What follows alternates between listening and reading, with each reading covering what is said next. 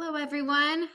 I'm just giving it a few seconds while everyone joins, and then we'll go ahead and get started.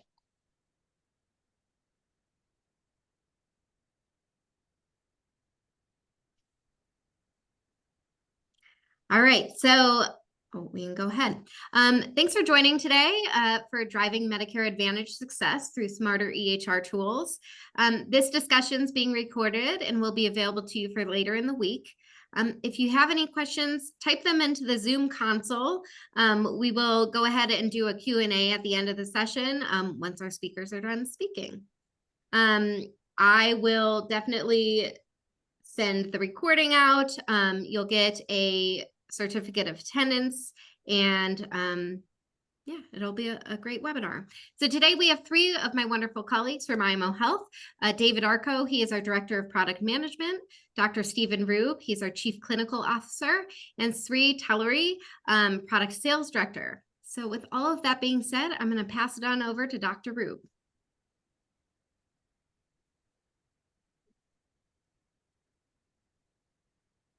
So that's the first violation of a webinar, is to make sure you're not on mute.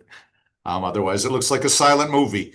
Well, thank you, everybody, for joining. We're really glad to have you here and to discuss this very pressing and important topic that is making its way throughout the informatics ecosystem and the healthcare ecosystem in general. We here at IMO Health hold all issues relating to matters such as this, such as the accurate capture of clinical data, very near and dear to our hearts. So we're going to, as Jory was saying, two of my colleagues, David and Sri, on the phone to talk about it more in depth.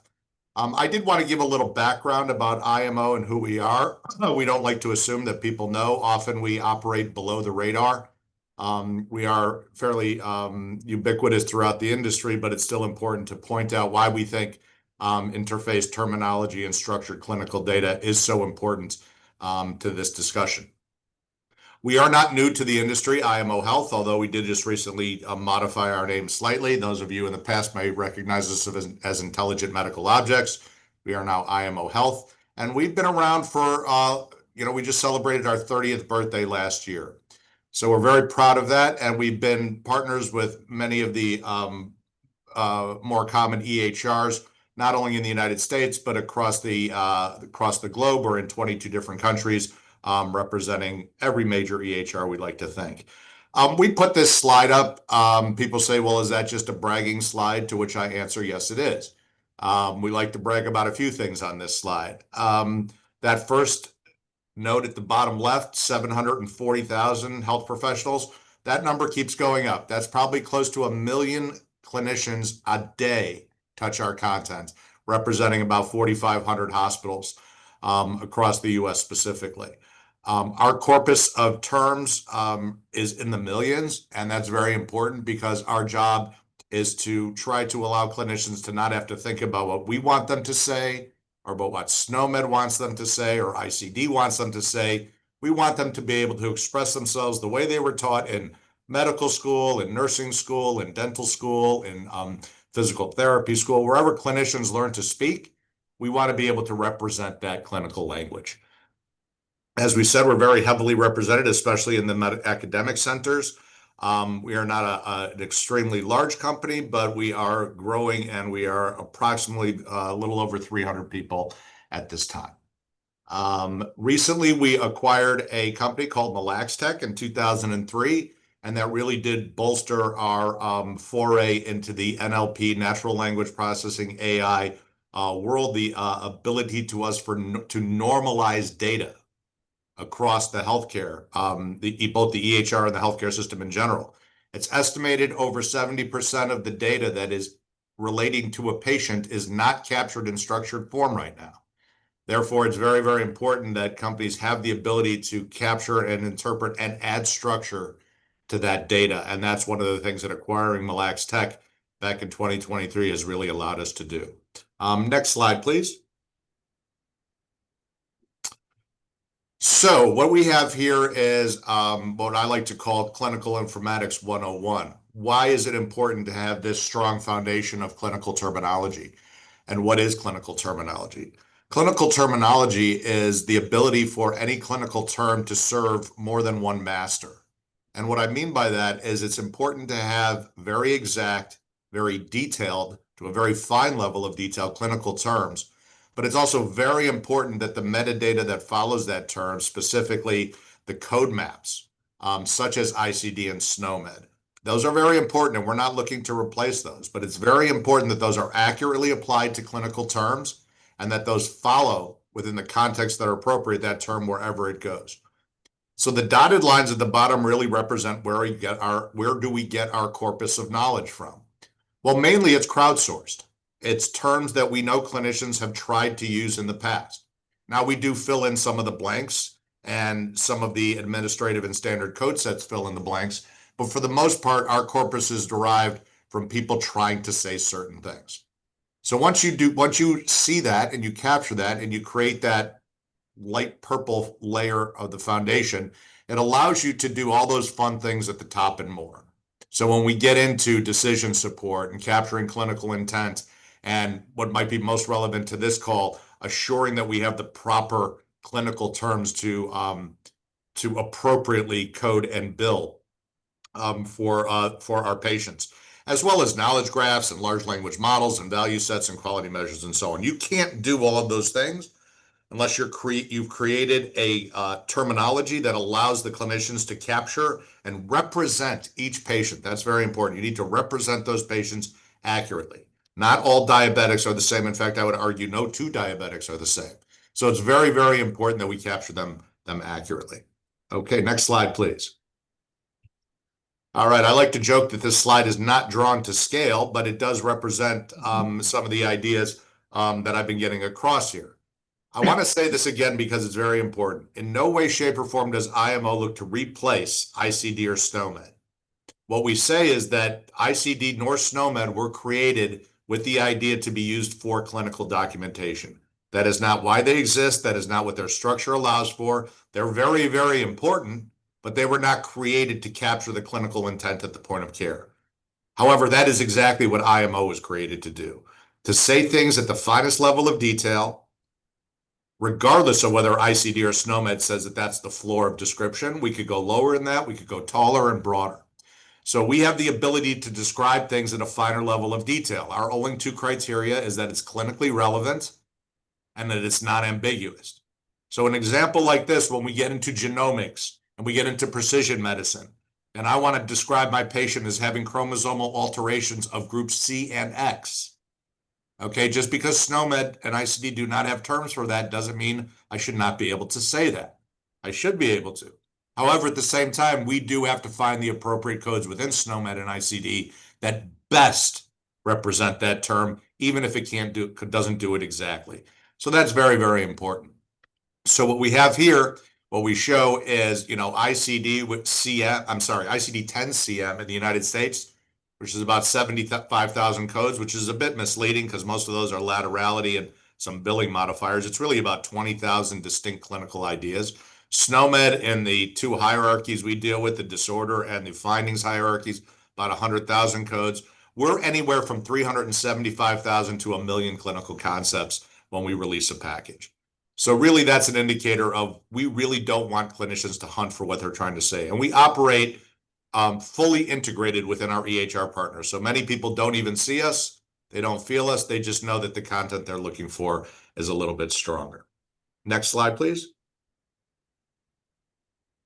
I think this is another depiction of what we're talking about. I don't think anybody would argue with the headline on this slide, right? Healthcare has a data problem.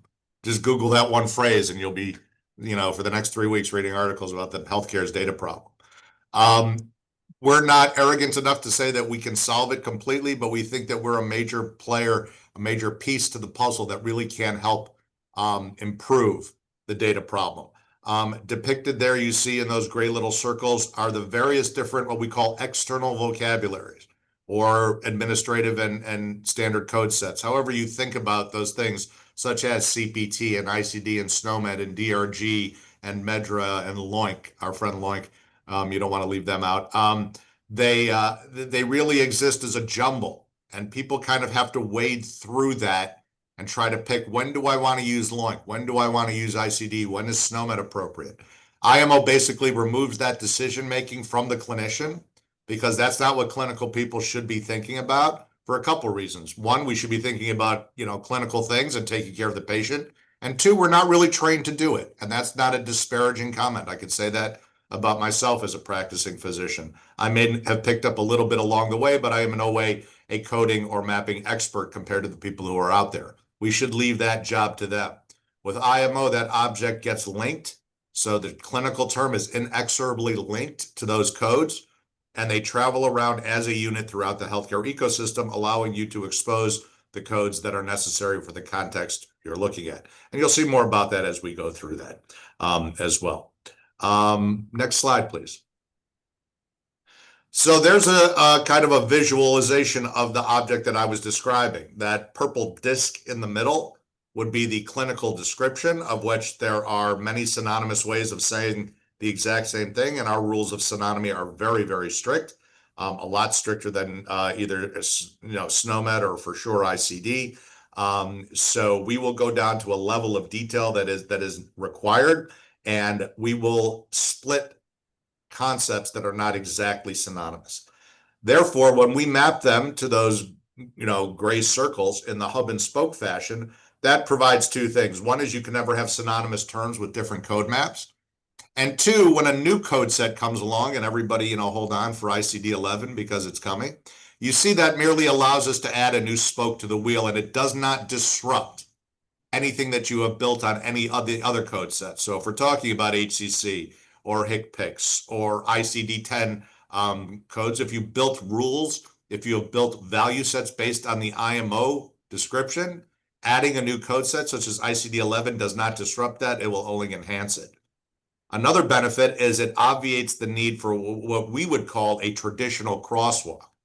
Our crosswalk is walking through the IMO object, through that description, to get from, say, ICD-10 to SNOMED. We know from our history of GEMS maps and ICD-10 to SNOMED crosswalks that they're very error-prone, just because those two languages were designed to do something completely different. So therefore, it's very important to be able to get to the best code. And since we assign the best codes context-free of other code sets, it really does make sense. If you want to go from ICD-10 to SNOMED, you walk through that purple disc, you walk through the IMO description, and then you exit at the SNOMED code. So that's really the way we do it, and it really has been proven over the years to be a successful way to deal in multiple code sets with one clinical term. All righty, next slide, please. Why is this important? And believe it or not, if for those of you still awake, this is where we get to where the talk is about. When we talk about HCCs and RAF scores and value-based care, it was important for me to describe why capturing clinical data at the accurate with the most accuracy possible is important. And I think this example will do it for you. Not to date myself, but in the golden age of ICD-9, I would have been very proud of myself if I captured type 2 diabetes uncontrolled or controlled and moved on with my day. With the advent of ICD-10, we see that they were looking for a lot more detail. So if I would have just done what I did in the old days and put in diabetes or type 2 diabetes, even with the new HCC, the V28, which I am no expert on, but we have experts on the call, thank God, moving from V24, that's where my knowledge ends, by the way, that we moved from V24 to V28, you'll see that there is a risk adjustment.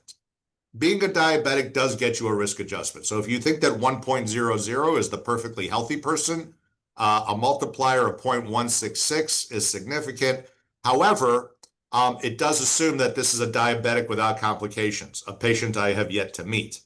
However, if you go to the next slide and you see what we allow with our post-coordination through most of our EHR partners, or even grabbing this term in a pre-coordinated way, a type 2 diabetic with stage 4 chronic kidney disease on long-term use of insulin is a very, very different RAF picture, even in V28. And it did change dramatically, all kidding aside, from V24. But it still does show that there is a dramatic improvement, especially when you're looking at the NICD code, which was added, the N18.4, which represents the chronic kidney disease at a significant stage, stage 4. That really does affect the RAF score. So you could say the other RAF scores cancel out, the 11 and 0.9 and 22 and adding the insulin, but it's that N code that when you characterize this patient as having a level of chronic kidney disease, probably on dialysis, we're going to greatly impact that RAF score, which is going to dramatically improve reimbursement in a value-based care system. So let that sink in for a moment. So that's really why it's important, because a lot of people will come up to me and they'll be like, who cares? Why is this important, right? Why is it important that I document with both accuracy and specificity? And we think this slide shows it. The next slide that we'll talk about, that was because I was told not to say next slide, please, every time. So I use the next slide that we'll talk about is this one. And this shows what happens as a term, when a term that may have been captured with specificity gets moved around the healthcare ecosystem. So we take a term on the left, like breast cancer metastasized to pelvis. And you could even augment that with stage 4 breast cancer metastasized to pelvis, although it's self-explanatory. That term has an IMO identifier. It also has 5 different code maps. It actually has many more than that, but in this situation, it has 3 SNOMED codes and 2 ICD codes. Why is this important? Because in the old days, when we tried to move that term around, say, from a visit diagnosis code to the problem list. So the visit diagnosis code is the realm of ICD. The problem list is the realm of SNOMED, or vice versa. When we try to go from SNOMED to ICD, that version along the top where it says standard conversion SNOMED to ICD, we're going to pivot only on, I'm sorry, the labeling on this slide is a bit off. The preferred primary should be that first SNOMED code. That's what we're going to pivot on. And we're going to end up with an ICD code of malignant neoplasm of unspecified site of unspecified female breast. Now, why is this important? For several reasons. One is it got translated into a language that nobody speaks. In fact, there's a good chance that if you said that to a patient, they would walk out of the room and say, thank God I don't have cancer, because the word cancer is not used. Number 2, you lost all the information about the metastases to the pelvis, because that information was contained in the non-preferred primary SNOMED codes, which a pivot table cannot pivot on 2 different things. A crosswalk has to grab one code and look for that corresponding code. It can be added manually later, but that's a lot more work. The third bad thing that happened was we introduced a potential error by specifying a female breast. ICD is not wrong to do that. ICD is a bucketing system. Most breast cancer, well over 98% of breast cancer is in the female patient. So ICD is right to do that. However, IMO trying to capture things accurately, we do not assume that. So we've introduced a potential error if this patient is indeed male. The bottom version, when you transfer information using the IMO identifier, you'll notice that you lose nothing. And those risk adjustment factors that you see, those may be slightly different, but the point is still the same. They're dramatically different if you move that term along, preserving all of the information rather than losing it. You could see a dramatic change in risk adjustment. Okay, hopefully that is a good background and a nice jumping off point to turn it over to David Arco to run through some of the specificities. If there are any questions, please put them in the question, and we'll try to get to as many as we can. Great, thanks, Steve. All right, so here at IMO, we've been helping providers manage HCCs at the point of care for over a decade now. And from a technology perspective, we've found that there are really 4 keys to success. The first is making sure that providers have, can clearly identify risk-adjusted conditions as they prepare for their encounter. 2, make sure that when they're coding those conditions for the encounter, that they do so appropriately, both specifically and completely, as Steve mentioned on a previous slide. 3, give providers visibility to payer insights into HCCs that may have no record in their EHR, whether that patient was seen for the HCC at a different provider, or whether the payer suspects that HCC based on the review of the patient record. And 4, make sure that the provider has easy access to the clinical data necessary for their supporting need documentation. But rather than talking you through with a bunch of slides, let's show you what this looks like, and we'll take a little break from the deck while I give you a demo from one of our point of care applications. One moment while I switch my screen. All right, IMO member, can you give me a thumbs up when you can see it? Yeah. Great, thanks. All right, so this is one of our point of care applications that we have developed for one of our partner EHRs. We have similar applications for a number of our partners. And we could talk a little bit about that later. But in general, what we're trying to do here, EHRs have no secret that problem lists are challenging. And that's largely because most EHRs have sort of undertooled their problem lists, and it makes it difficult for providers to use the problem list effectively within the encounter.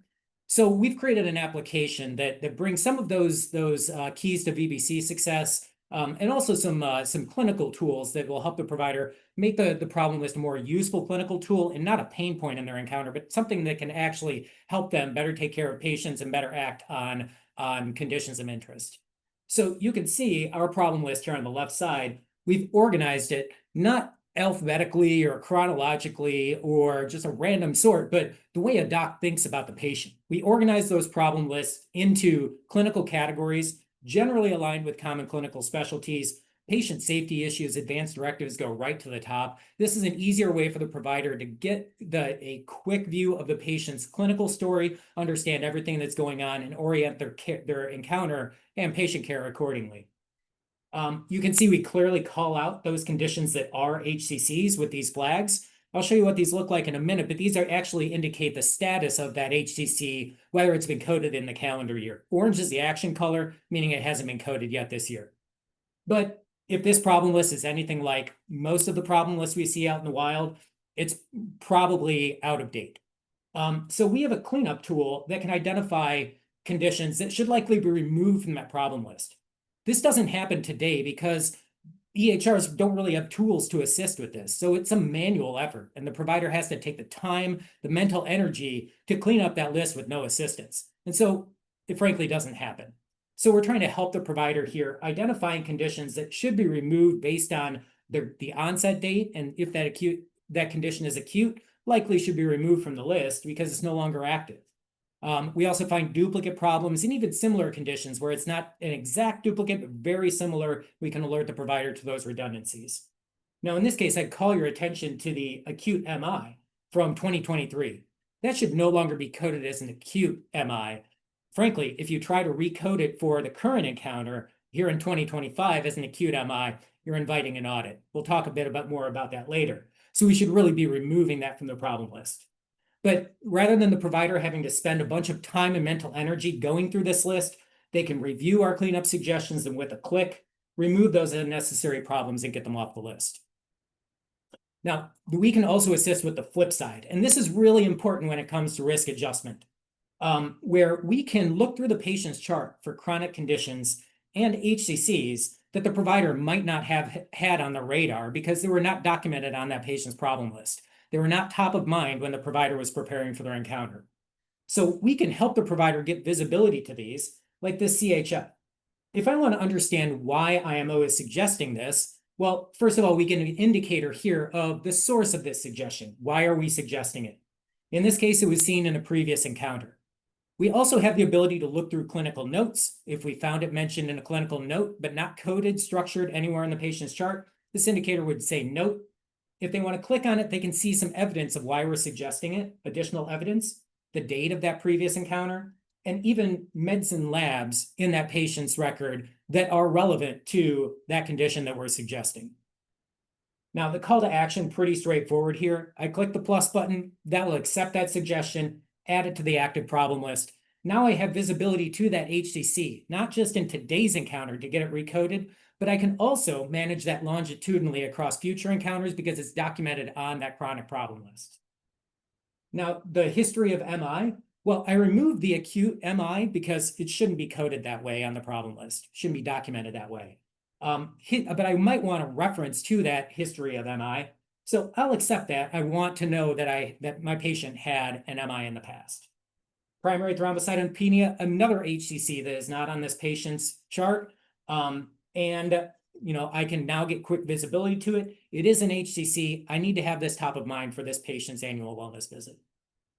All right, so now I've got a better visibility to that patient's problem list. It's clean, it's complete, it's well organized, and I've called out the HCCs that I need to be focused on in this encounter.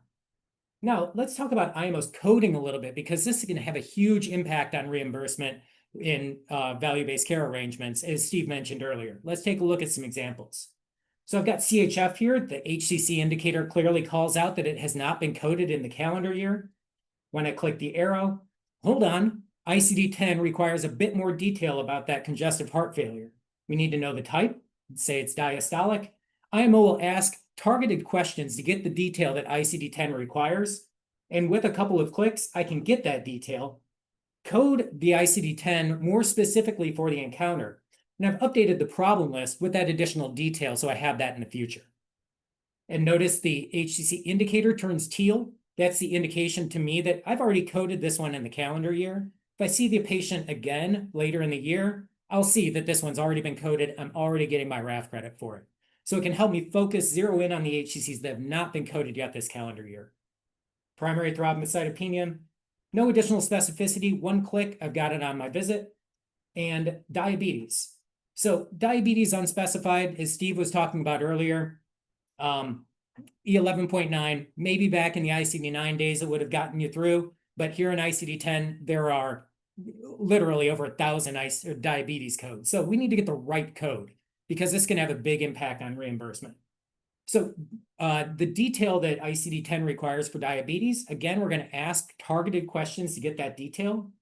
The type, the insulin use. Now, before I answer the next question, the complication status, notice the subsequent question is complication detail, which has details about that complication. As I answer this first question, let's say it's kidney complications, notice that the complication details filter down to just those details that are relevant for renal manifestations. If I specify CKD, now I still need to get the staging, so I indicate that it's stage 4. I don't have to answer the question about the stage 3 subtype. And now I can code that diabetes for the encounter, and I get not only the diabetic code, which is better now, E11.22, but also the CKD code, also the insulin code.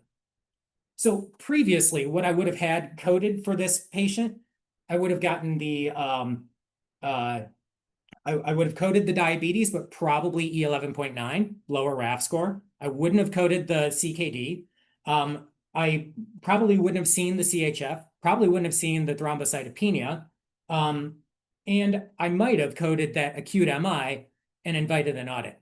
So I've gone from a 0.166 RAF before with just coding the diabetes to almost 10x, a 1.49 RAF with these HCCs.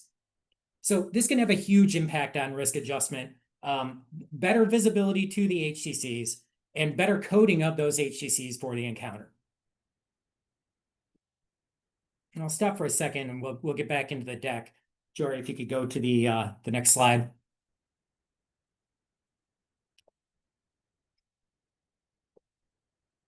So don't just take it from me demoing, but we have some real world examples of the impact that this can have on our health system clients.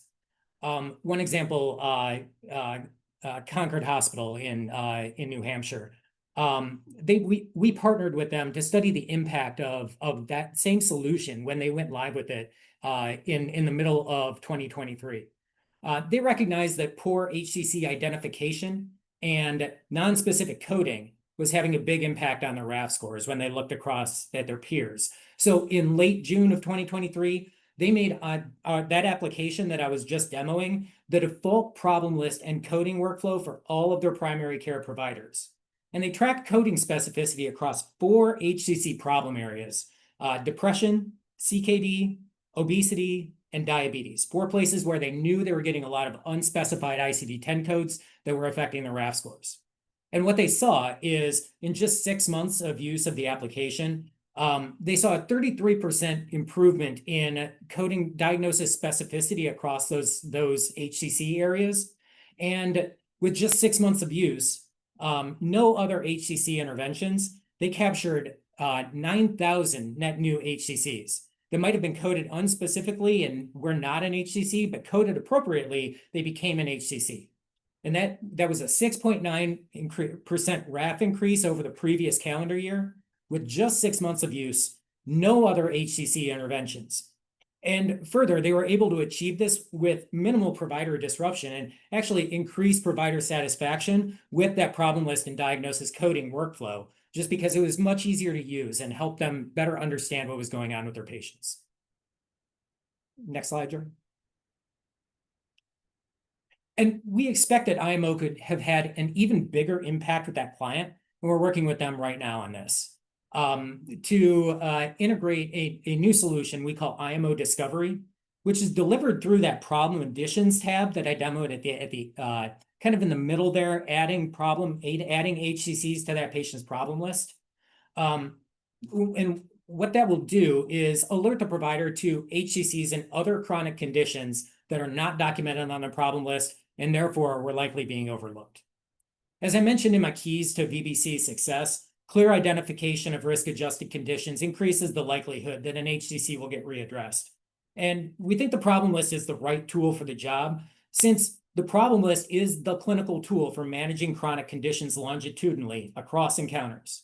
And risk adjustment models are largely about managing chronic conditions every year to make sure they don't become more severe and lead to higher costs.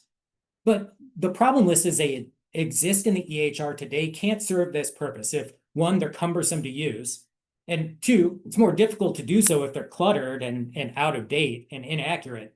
And they certainly can't do so if they're incomplete and missing those HCCs that the providers need to be aware of. So we've designed IMO Discovery to try to solve the larger clinical problem of those incomplete problem lists. And we look for any important chronic condition that is impactful to patient care. We started with the clinical problem, but in doing so, we're finding chronic conditions that, that serves awareness not just to CMS HCCs, but other risk models as well. HHS HCCs for commercial plans, RX HCC for Part D, comorbid and major comorbid conditions that impact inpatient reimbursement, case mix index, and we're working toward all of the Medicaid models that are out there in various states. So as we analyze the various data sources within the EHR, previous encounters, reviewing clinical notes for entities mentioned there in unstructured text, and then bringing in these payer insights, we can help the provider better see those HCCs, better understand the patient's clinical story, better code those HCCs, and get appropriate RAF scores. Yeah. Next slide, Jerry.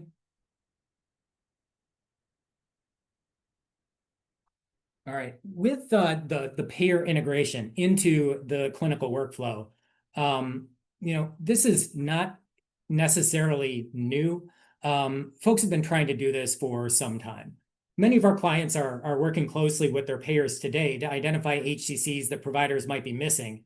And there are frankly numerous other vendors out there who claim to be able to integrate those types of insights into the EHR. But what we've learned from our clients is that those workflows are often highly manual. And even the vendors who say that they integrate payer insights are not truly integrating into the provider's existing workflow, but they're relying on alerts or banners or pop-ups, in-basket messages that are outside of the provider's typical workflow, and they're just increasing the cognitive load and take the provider out of their typical workflow. And as a result, those types of manual or not tightly integrated solutions have really low adoption and adherence. IMO Discovery, as you saw, can integrate those insights directly into the provider's clinical workflow and help the provider document and manage those problems longitudinally, rather than trying to rely on alerts and just trying to transactionally code those HCCs for encounters. And what we've seen is that this leads to much higher engagement and with those insights than the previous manual or less integrated methods. And our integrations also facilitate data flow back to the payer, both in reporting the engagement with the suggestions that they're providing to providers, and we can also support chart retrieval for their members post-encounter. Next slide. All right. Now, I'd be remiss if I didn't mention that the Office of Inspector General has announced that they're going to be stepping up RADV audits to try to counter overpayments. They typically target specific diagnosis codes like acute stroke or that acute MI example from my demo that may be recoded for an encounter when the condition should no longer be coded as acute. And they'll often review the supporting meet documentation that may be missing associated medications and treatments. By building our HCC tooling directly into a problem list workflow that helps providers better document and manage these conditions clinically and link other relevant clinical data like the meds and labs to the problem that they're focusing on. Alerting providers to HCCs, acute HCCs that should no longer be coded as such, and giving them easy access to the clinical data they need for meet documentation. IMO solutions can help an organization kind of insulate themselves from some of the common mistakes and overcoding that can get them on the wrong side of the OIG. All right, so now I'll hand it over to Sri so he can talk a little bit about how we're helping our clients achieve successful adoption of these solutions. Good afternoon, everyone. Sriram Talluri. This slide just serves as a recap for some of the things that Dr. Rube and David talked about. So really, Dr. Rube really focused on clinical intent behind a lot of our solutioning, why it matters to really capture that specificity and keep it captured as you go along various parts of the workflow in the clinical and billing spaces. David highlighted some of the awesome work we're doing in terms of getting all of that functionality and featuring really into workflow. I've been fortunate enough to work in value-based care for the majority of my career, and I've created value-based care programs, the actual contracts themselves, consulted with health systems in terms of how to operationalize these. And one function that is oftentimes overlooked in terms of success of these technological tools to assist in value-based care is really helping groups drive adoption of these tools. Jory, if you can go to the next slide. This is a framework that we use to really impact change management, right? Solutions like this, out of the box, regardless of how close they are to the clinical workflow, they're never zero friction, right? I'm sure we all on this call all know, even adding an extra click or two to a physician's native workflow can be fairly disruptive, right? They're seeing, poor patients every hour and, have, just so much additional work to do in terms of admin work. That even small disruptions can be really meaningful. So we here at IMO kind of recognize that and understand that solutioning in this space almost requires a portion of change management, right? So really working closely with our clients, helping them see the value of this tool, both on an organizational level as well as an individual provider level. And so we've spun up a lot of resources on our implementation and client success teams to really work with our clients on a one-on-one basis. In order to really identify what strategies will work best in terms of getting physicians to actually utilize this tool, see all those amazing clinical benefits that Dr. Rube and David were talking about, as well as all of the really meaningful financial benefits associated with RAF lifts and increased capitated payments, especially in Medicare Advantage programs. Again, this is really a really broad overview. We here at IMO, as Dr. Rube mentioned, we've been around for 30 years. We have the fortune of really having close relationships with our provider clients, and so we're able to tailor this pretty specifically to groups that we're working with. No two health systems are unique, just like no two diabetic patients are unique. We have clients that are small FQHCs all the way up to some of the largest academic health systems in the world. Right, the resources for each one of these groups is different. The physician education programming for each client is different.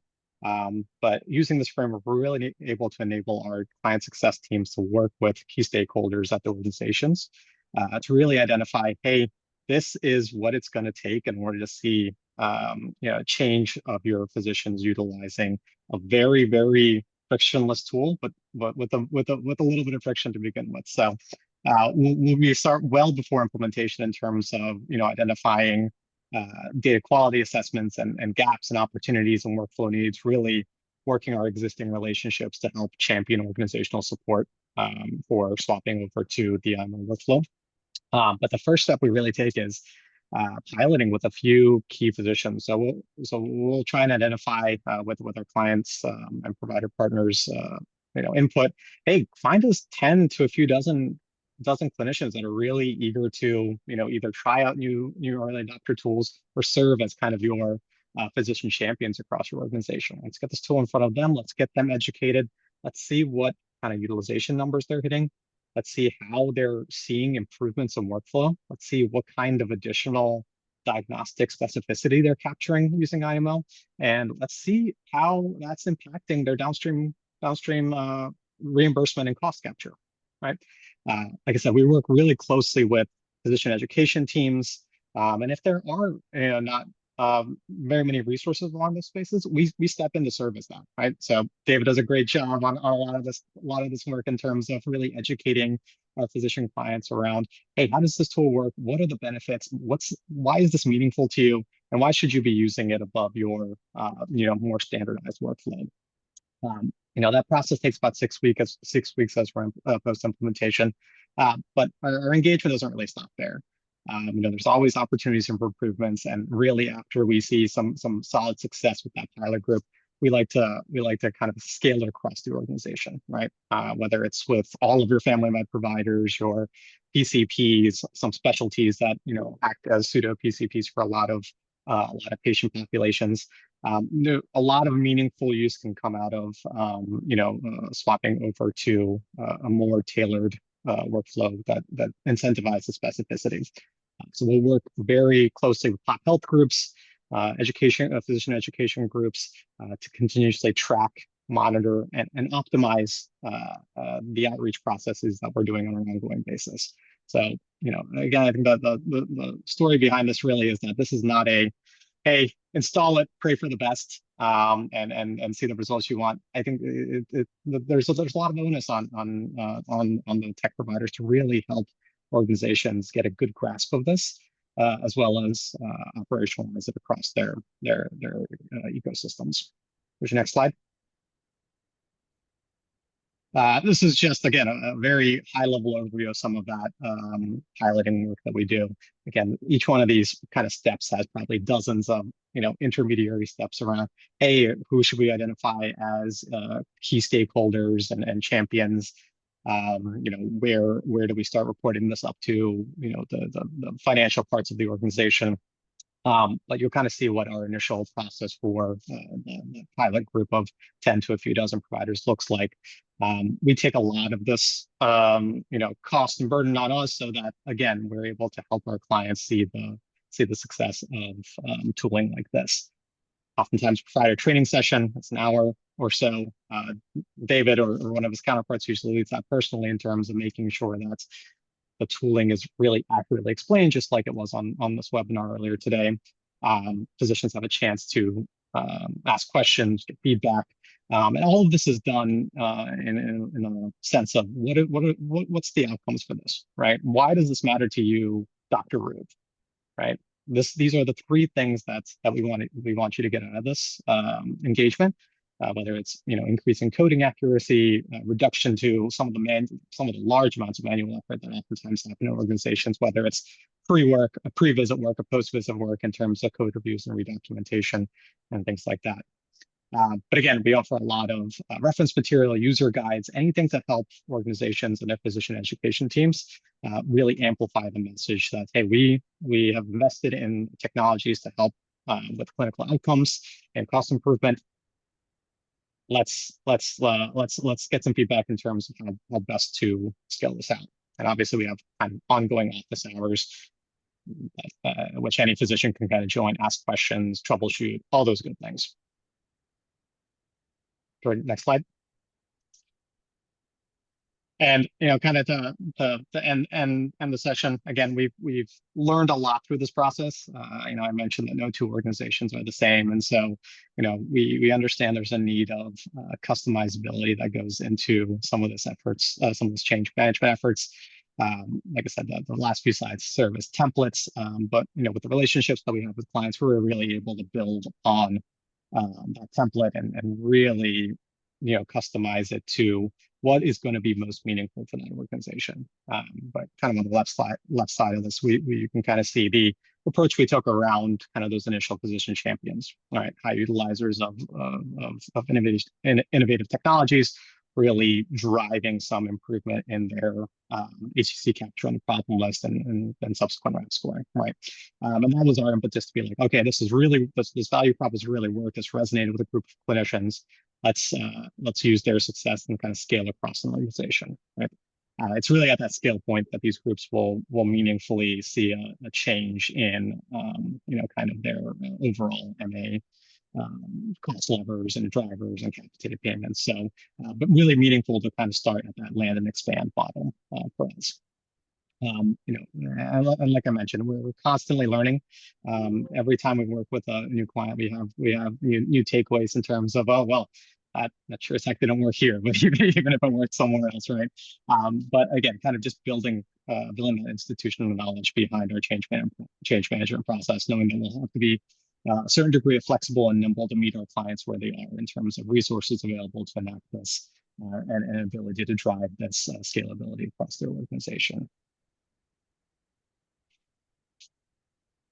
And with that, I'll stop there, and we can open it up to some questions and things like that. Yeah, awesome. Thank you. Yeah, like I said, or like Sri mentioned, put your questions into the questions section on your webinar console. One came in, what EHRs do you support? Yeah, I'll take that one. So the application that you just saw, we have similar integrations into Oracle and NextGen ambulatory EHR. We also have similar integrations into Epic. In Epic, the solution looks a little bit different because Epic has built some pretty good architecture for both problem list organization and for the diagnosis coding. So we provide content to our Epic clients that they can load into Epic to drive those Epic features. Our application for Epic is focused on problem list curation, helping streamline that problem list cleanup by teeing up the very similar workflow to what you saw. We tee up the problems that should be removed and tee up the conditions that the provider should consider adding to that problem list. Same types of suggestions from previous encounters, from notes, from payers, all integrated right there into the Epic workflow. We're also working on a similar integration to that Epic integration for our Meditech partners today. So 4 major EHRs with these types of integrations: Epic, Cerner, NextGen, Meditech. We also have relationships with, as Steve said right off the bat, all of the other major EHRs. Our integration there is, we plan that in the future, but those are the 4 main ones that we're focused on right now. And to David's point, a cool feature of being able to work so agnostically across EHRs is that we're really able to, again, on the change management side, really tailor it to that organization. One of the biggest first kind of filters is really, hey, what EHR are they on, right? Let's go into that, specific playbook and really make sure that everything that we're putting out in front of those clinicians is really tailored to that workflow. So a lot of good insights from being able to work EHR agnostically. Yeah. And we don't take the easy path. The easy path is just firing alerts, right? Here's an HCC you need to code for the encounter. We're trying to solve the larger clinical problem. So when we look at our EHR partners and delivering applications like this, it's about embedding deeply and being an important part of the encounter workflow. So we're something that they're using on every encounter. It's not something that they need to pivot and, oh, it's a Medicare Advantage patient, I need to be on the lookout for these alerts. Yep. It's just something that they use in every encounter. It's part of their standard workflow. Awesome. This is kind of around change management. What role should the health system leaders play in championing documentation alignment across clinical and risk teams? Steve, so I think I could take that. Having been a recovering CMIO in the past, I think it's very important that both you have the clinical leadership in a hospital, you have the administrative, the technical leadership as well. I think it's very important that they present a unified front, that this is not just administrivia. This is very, very important stuff. It's important not only for the financial health of the institution, but in the end, one of the, what I wouldn't call a major side effect, but essentially could be, is essentially better medicine. We do know that better documentation, accurately capturing what patients are and who they represent, if you took all this financial discussion off the table, it would still be important to do. It would still be important as we get more and more reliant on non-paper sources of information, which is obviously a very good thing.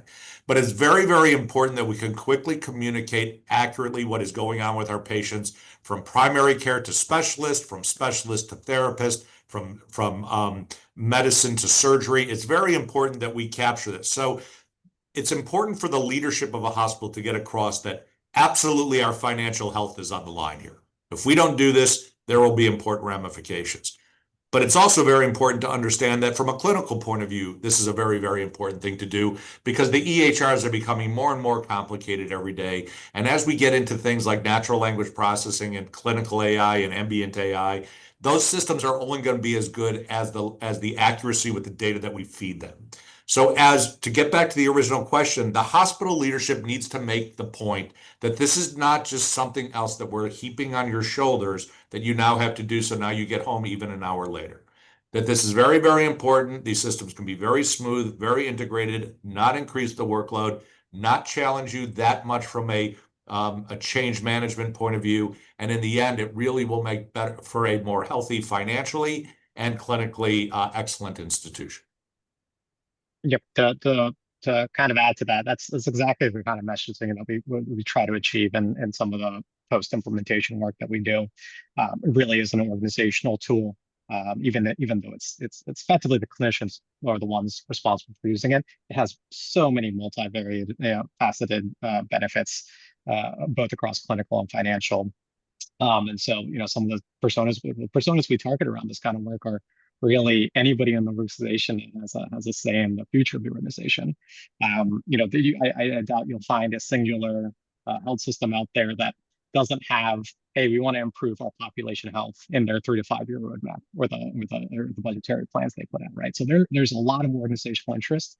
It's just making sure that we're messaging the value of solutions like this accurately and properly to those personas, getting their buy-in, and from there, that's really the only way we're going to get utilization rates of 50, 60, 70% for any given non-native tool, right? And so super important, as Dr. Rube mentioned, to and to help our clients understand that those ramifications and why this is so meaningful. Awesome. Looks like the last one is, what are the most common barriers to clinical adoption of EHR tools? Sure. I think I can start with that one also. Again, being a recovering family physician, I can address that one.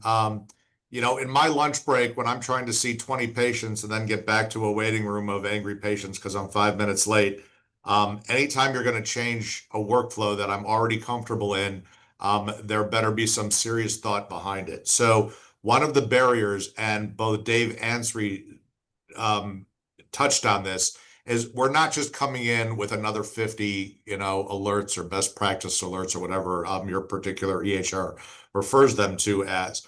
We are sitting down and we are working with our EHR partners to ensure minimal impact on workflow, and also that it is clinically intuitive. As Sri just said, the point of contact with this, for the most part, is going to be your clinicians, with your physician extenders, touching this. It has to be intuitive. I can say that, having been in IMO approaching 13 years now, IMO Health, sorry, I have yet to have to send a team out to train people on how to use our products. Now, certainly we give instruction, we have best practice recommendations, but left on an island, most people would figure out how to use this, and we're very proud of that. So we could remove one of the biggest barriers, which I think is anytime you present a group of very overburdened clinicians who are already, we're demanding so much of them beyond what they would consider just classic medicine.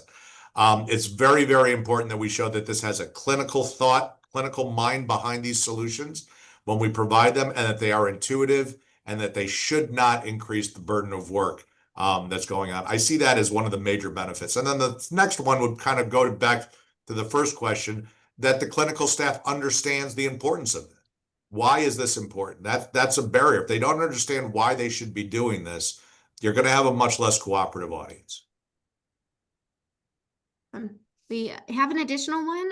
It's about integration with Epic. Did you say you were working on an integration with Epic, or this is something you offer now? Also, if you've seen issues when integrating IMO with Epic, what issues have you seen? Yeah, we do have an integration with Epic. Epic clients know it as the eSmart app. It's an app for problemless curation that's part of our IMO Core bundle, largely about tools for better problemless management. The eSmart application is focused on problemless cleanup and problemless additions. So suggested additions to the problem list, those missing chronic conditions and missing HCCs and payer insights can all be delivered through that application. It embeds into Epic as a sidebar activity. The provider launches it from the native problem list, which powered by IMO content and terminology, they launch our application and it gives them those insights into those missing chronic conditions. We have it's been live for several years now, and we have a few dozen clients who are live on that application today. Some of them are seeing those HCC insights. We don't have payer integrations live in Epic quite yet, but we do have some interested clients. We do have payer integrations live in our Oracle solution, and we have a number of clients who are live on that as well. And that's the full boat. That's the application that I demoed earlier. Kind of build on that. I think the Yeah. I think the less of necessarily issues, but I think the value prop is a little different in Epic as might be in other EHRs. We're super complementary to some of the awesome tooling that Epic has. Oftentimes, especially on the change management side, we have groups that really have a defined and regimented process around the OPAs and utilizing them. Our solution is really, again, making sure that the base through which the OPAs fire the problem list is as accurate as possible. It is as it's really as complete as possible, as specific as possible. It makes a lot of the tooling that Epic has natively just so much more accurate and so much more meaningful to the clinicians who are using the Epic processes as their kind of base workflow. Yeah. I see a second part of that question, asking if there are any issues integrating into Epic. Really the same issues with integrating into any EHR. Most EHRs support Fire now, Fire integrations, but Fire is a standard, but every EHR implements it a little bit differently. So, every integration is a new challenge. In Epic specifically, writing problems back into Epic can be a little bit of a challenge, but because of our long history with Epic and our close relationships with so many Epic clients, all but two are longtime IMO clients. We have the ability to get kind of the data that we need to be able to create pretty seamless integrations. Not as tight as it could be if it were integrated natively, but there's always that trade-off. All of the services that you just saw are built into our application, are available as APIs for our EHR partners to integrate directly into their native workflows.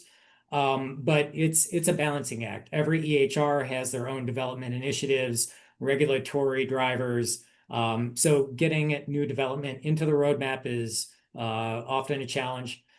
So we take several routes. If the EHR has the bandwidth, wants to integrate those capabilities natively into their EHR, we have APIs that can support it. If they have a path to integrate applications, then we can offload that development, take that on ourselves, build the integration, and be able to deliver those capabilities to those EHR's clients. Awesome. So I think we're going to go ahead and close out. Thank you to our speakers, and of course, a really big thank you to our audience for attending. I found it insightful, so I hope you did too. I know there's plenty of other ways you can spend your time during your day, so thank you again. If you have any questions or want to learn more about IMO Health, please feel free to email sales@imohealth.com or visit us at imohealth.com for more information. As mentioned before, we'll send out a recording of this in a follow-up email, and we really appreciate you being here. Thank you. Bye. Thank you, everyone.